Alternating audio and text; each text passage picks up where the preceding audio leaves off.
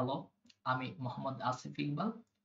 তো আজকে আমি থার্মোডাইনামিক্সের ওয়ার্ক অ্যান্ড হিট এটা নিয়ে একটু কথাবার্তা বলবো। তো শুরু করা যাক। আমি আমার আগের ভিডিওতে আপনার সাথে থার্মোডাইনামিক্সের এনার্জি নিয়ে কিছুটা কথাবার্তা বলেছি। তো এবং আমি বলেছি যে ইন্টারনাল এনার্জি এই জিনিসটা আসলে কি। তো ধরলাম আমার কোনো একটা সিস্টেম, আমার একটা সিস্টেম একটা রেফারেন্স পয়েন্টের সাপেক্ষে এলিভেটেড অবস্থায় আছে। তো এখন আমার এই সিস্টেমটার একটা ভেলোসিটি আছে। তো আমার এই সিস্টেমটা অবশ্যই একটা পটেনশিয়াল এনার্জি থাকবে, এবং যেহেতু এই সিস্টেমটা একটা মোশনে আছে এবং তাহলে এর মধ্যে একটা কাইনেটিক এনার্জি বিদ্যমান। তো এই পুরো সিস্টেমে আমার এই পটেনশিয়াল এবং কাইনেটিক এনার্জি এটা হচ্ছে আমার ম্যাক্রোস্কোপিক ফর্ম অফ এনার্জি, কারণ এটা আমার এই পুরো সিস্টেম জুড়েই আছে। তাহলে আমি বলতে পারি কোনটা সিস্টেমের এনার্জি বলতে internal energy plus kinetic plus potential energy, যেখানে আমার ইন্টারনাল এনার্জি হচ্ছে আমার মাইক্রোস্কোপিক form of energy এবং কাইনেটিক ও পটেনশিয়াল এনার্জি হচ্ছে ম্যাক্রোস্কোপিক form of energy। তো আমরা যদি কোয়ান্টাম সিস্টেমের এনার্জি বলি, এই এনার্জি এই জিনিসটা একটা সিস্টেমের হচ্ছে পয়েন্ট ফাংশন।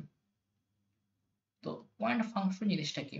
অর্থাৎ আমি যদি কোনো একটা স্টেটের কথা বলি, আমার স্টেট ওয়ান এর কথা বলি, তো এই স্টেটের একটা কি হবে, এই স্টেটের একটা এনার্জি বিদ্যমান। তো আমি যদি বলি এটা হচ্ছে ই ওয়ান, এটা একটা পয়েন্ট ফাংশন। এবং আরেকটা স্টেটের কথা বলি, স্টেটের এনার্জি যদি ই টু থাকে, তাহলে আমার ই ওয়ান থেকে আমি যখন ই টু তে যাব, তখন আমার কি হবে, এনার্জির যে পরিবর্তন এটা আমার পথের উপর ডিপেন্ড করবে না। আর এটা একটা পয়েন্ট ফাংশন, এবং আমার এনার্জিটা হচ্ছে কোন একটা সিস্টেমের প্রপার্টি। তো আমরা যদি ডিফারেনশিয়াল ফর্মে আমরা যদি কোন একটা সিস্টেমকে এনার্জিটাকে লিখতে পারি, অর্থাৎ এনার্জির পরিবর্তন আমরা লিখতে পারি ডিফারেন্সের ডিফারেনশিয়াল ফর্ম, যে আমার এনার্জির পরিবর্তন ইকুয়াল হচ্ছে আমার ইন্টারনাল এনার্জির পরিবর্তন প্লাস কাইনেটিক এনার্জির পরিবর্তন প্লাস পটেনশিয়াল এনার্জির পরিবর্তন। আমি যদি বলি এটা একটা সিস্টেম, আমরা জানি যে কোনটা সিস্টেমের মধ্যে আমার এনার্জি ট্রান্সফার হবে, অর্থাৎ আমরা সিস্টেমের ভিতরে এনার্জি প্রবেশ করতে পারে এবং সিস্টেম থেকে আমার এনার্জি বের হতে পারে। তো এই যে আমার একটা সিস্টেমে এনার্জি প্রবেশ করলো এবং এনার্জি বের হয়ে গেল, এই সিস্টেমে যে এনার্জি ট্রান্সফার এই জিনিসটা আসলে কিসের উপর ডিপেন্ড করে? তো আসলে এই জিনিসটা আমরা একটা সিস্টেমে এনার্জি ট্রান্সফার বলতে আসলে আমরা কি বুঝি? তো আমরা যেটা সবার আগে বলবো, যে আমি যদি এই সিস্টেমটাতে যদি কোনো হিট দিই, আমি যদি হিট দিই অবশ্যই কি হচ্ছে, আমার একটা এনার্জি ট্রান্সফার হবে। এছাড়া আমার যদি এই সিস্টেমটা থেকে আমার যদি হিট বের হয়ে যায়, এটা হচ্ছে কি আমার অবশ্যই হচ্ছে যে আমার এনার্জি ট্রান্সফার হবে। তো আমার একটা সিস্টেমে হিট প্রবেশ করবে যদি আমার সিস্টেম এবং সারাউন্ডিং এর মধ্যে আমার টেম্পারেচার ডিফারেন্স বিদ্যমান থাকে। তখন কি হবে, যে আমার সিস্টেম হিট প্রবেশ করবে অথবা সিস্টেম থেকে হিটটা আমার বের হয়ে যাবে। এছাড়া আমি যদি বলতে চাই, তাহলে আমি বলতে পারবো যে ধরলাম আমার এই সিস্টেমের যে পিস্টনটা আবার উপরে উঠে গেছে, তো সিস্টেমটার পজিশন পরিবর্তন করছে। তাহলে এখানে আমি বলবো যে আমার পিস্টনটা আমার ওর পজিশন, অরিজিনাল পজিশন থেকে যে আমার ওর পজিশন যে চেঞ্জ হয়েছে, তাহলে অবশ্যই কি হচ্ছে, আমার বাউন্ডারি মুভমেন্ট করছে। তাহলে আমি বলবো যে আমার সিস্টেমটা কিছুটা কাজ করছে। অথবা আমি কি করলাম, বাইরে থেকে যদি এই পিস্টনটার এই পজিশন থেকে পিস্টনটাকে নিচের এই পজিশনটাতে নিয়ে আসতে পারি, যদি বাইরে থেকে যদি আমি ফোর্স দিই, তাহলে অবশ্যই কি হচ্ছে, আমি সিস্টেমের উপর কিছু কাজ করলাম। তাহলে এই যে work due to boundary movement, আমরা কি করতে পারি, বাউন্ডারি মুভমেন্ট অর্থাৎ যে পিস্টনের যে তার যে পজিশন চেঞ্জ, এই যে মুভমেন্টের মাধ্যমে কি হচ্ছে, আমার একটা এনার্জি ট্রান্সফার হতে পারে। তো এটা আর কি, এটা এনার্জি ট্রান্সফারের একটা মেকানিজম। এছাড়া আমি যদি বলি, ধরলাম আমার সিস্টেমটা যদি একটা ওপেন সিস্টেম, আমার যেটা ওপেন সিস্টেম হয়, অর্থাৎ ওপেন সিস্টেম হচ্ছে আমি যদি বলি যে আমার এই সিস্টেমে আমার ম্যাস প্রবেশ করতে পারবে এবং ম্যাস বের হতে পারবে, তখন এখানে বলতে পারি, এখানে যে ম্যাস প্রবেশ করবে অবশ্যই আমার ম্যাস এর মধ্যে নিজস্ব একটা এনার্জি থাকবে এবং বের হওয়ার সময় কিছুটা এনার্জি লস করবে। অথবা এখানে আমার এনার্জি কিছুটা কম এনার্জি নিয়ে প্রবেশ করে আমার বাইরে বের হওয়ার সময় কিছু এনার্জি নিয়ে বের হলো।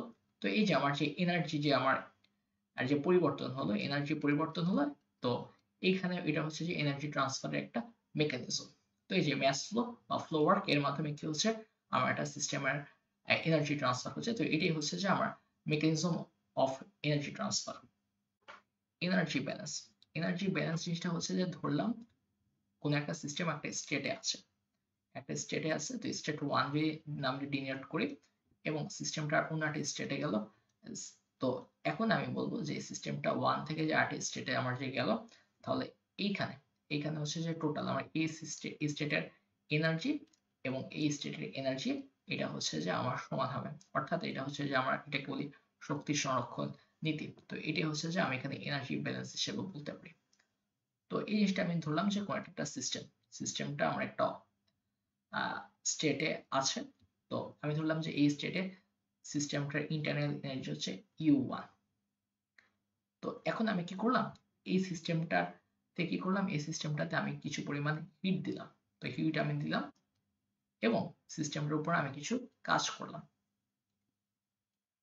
তাহলে এখন এই স্টেট 1 এ আমার এই সিস্টেমটার টোটাল এনার্জি যদি বলি E1 হচ্ছে আমার যে পরিমাণ হিট দিছি প্লাস আমি কি পরিমাণ সিস্টেমের উপর কাজ করলাম, প্লাস হচ্ছে যে আমার এখন এই সিস্টেমটার টোটাল এনার্জি হচ্ছে U1। তো এখন আমার সিস্টেমটা অবশ্যই কি হচ্ছে, ওর পরিবর্তন হবে এবং ও স্টেট 1 থেকে স্টেট 2 তে চলে এসেছে। তো আমি যদি বলি স্টেট 2 এর এনার্জি হচ্ছে E2। এখন দেখলাম যে আমার সিস্টেমটা আমার কিছু কাজ করবে। তো সিস্টেমটা যদি কাজ করে তখন আমি বললাম যে সিস্টেমটা যদি একা একা কিছু কাজ করছে, কারণ হচ্ছে আমি এখানে সিস্টেমটাকে কিছু এনার্জি দিলাম। সিস্টেমটাকে আমি যেহেতু এনার্জি দিচ্ছি, তো সিস্টেমটা কিছু পরিমাণ কাজ করবে।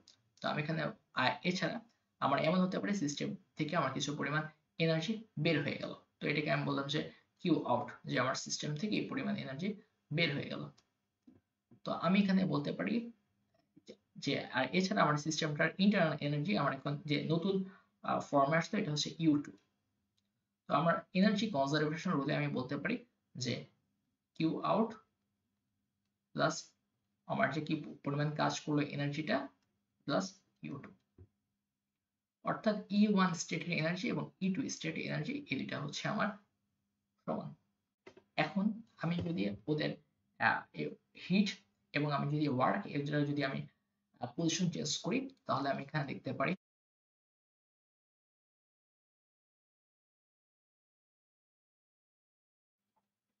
তো এই জিনিসটাকে আমরা সাধারণত বলি del q equal del u plus del ডব্লিউ। অর্থাৎ আমরা যদি কোনটা সিস্টেমে আমার যদি একটা তাপ শক্তি যদি পরিবর্তন হয়, তখন আমরা বলি তাপ শক্তির আমার কিছুটা অংশ সিস্টেমটার ইন্টারনাল এনার্জি পরিবর্তনে ব্যয় হবে এবং কিছুটা আমার ব্যয় হবে আমার সিস্টেমটার ওয়ার্ককে।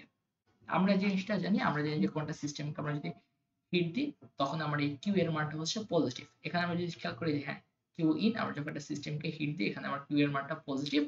এবং যদি আমার সিস্টেম থেকে যদি কোনো হিট বেড়ে যায়, আমার হিট বের হয়ে যায়, তখন এটাকে আমরা বলি যে আমার এটা হচ্ছে নেগেটিভ, কিউটা হচ্ছে আমার নেগেটিভ।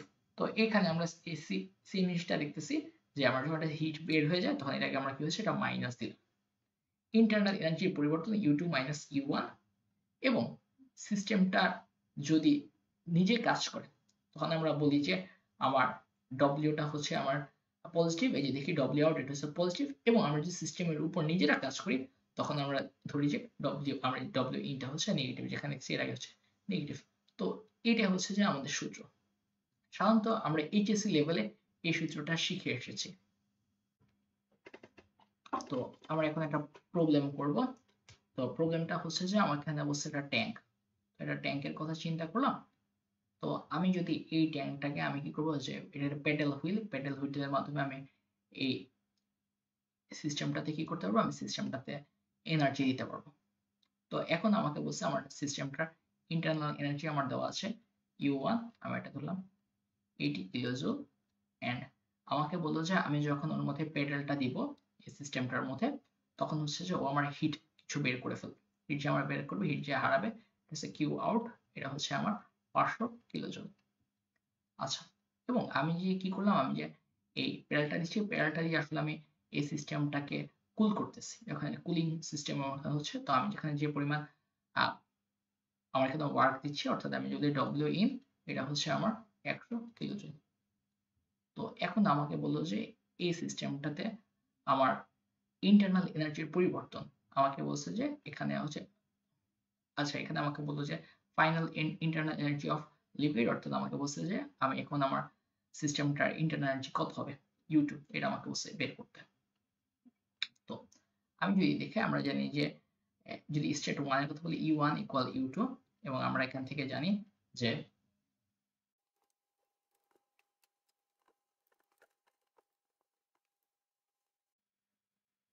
আমরা সিস্টেমটার মধ্যে কোনো এনার্জি দিচ্ছি না। তো এটা হচ্ছে আমার 0 সিস্টেমটাতে আমরা দিচ্ছি 100 আমরা সিস্টেমটাতে 100 জুল শক্তি দিচ্ছি। সিস্টেমটার পূর্বে ইন্টারনাল এনার্জি ছিল 800 এবং বাইরে আমার হিট লস হচ্ছে 500 কিলোজুল। আমরা সিস্টেমটা থেকে কোনো এনার্জি পাচ্ছি না এবং আমাদের U2 এটা আমাদের বের করতে হবে। তো আমরা যদি হিসাব করি আমার U2 এর মান আসে 900 + 500 400 এটা হচ্ছে যে আমার নতুন ইন্টারনাল এনার্জি। তো আমি বলতে পারি যে আমরা এই প্রবলেমটা মোটামুটি ভাবে বুঝেছি। হ্যালো, আমি মোহাম্মদ আসিফ ইকবাল। আমার ভিডিওটি যদি আপনার ভালো লেগে থাকে তবে অবশ্যই আমার চ্যানেলটি সাবস্ক্রাইব করুন। আমার ভিডিওটি ভালো লাগলে লাইক দিন এবং অবশ্যই কমেন্ট করে জানাবেন যে ভিডিওটি কেমন লেগেছে এবং আপনার ফ্রেন্ডের কাছে এই ভিডিওটি শেয়ার করুন। এই ভিডিওটি দেখার জন্য আপনাদের সবাইকে অসংখ্য ধন্যবাদ।